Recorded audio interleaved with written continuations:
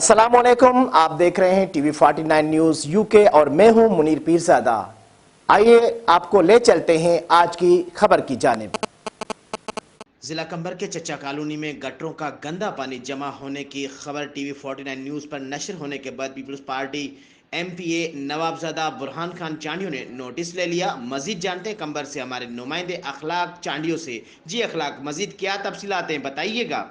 हाँ जी बिल्कुल। कुछ रोज कबल चचा कॉलोनी में गटरों का गंदा पानी जमा होने की खबर टीवी 49 न्यूज पर नशर होने के बाद पीपल्स पार्टी एमपीए ने नोटिस ले लिया।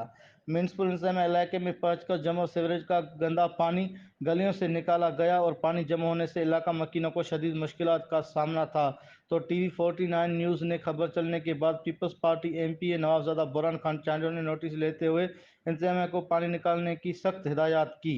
नोटिस के बाद इंतजामिया हरकत में आई और सीवरेज का गंदा पानी गलियों से निकाला और मसला हल करने की भी यकीन दहानी करवाई गई। और उसके अलावा जो है इलाका मकीनों ने टीवी 49 न्यूज़ का शुक्रिया भी अदा किया, जबकि जो है म्यूनसिपल इंतजामिया की जानिब से गटरों की जो सफाई गुज़श्ता 3 माह में नहीं की गई थी, वो जो है आज जो है दोबारा इसको जो है गटरों का सफाई की कर दी गई है। जी।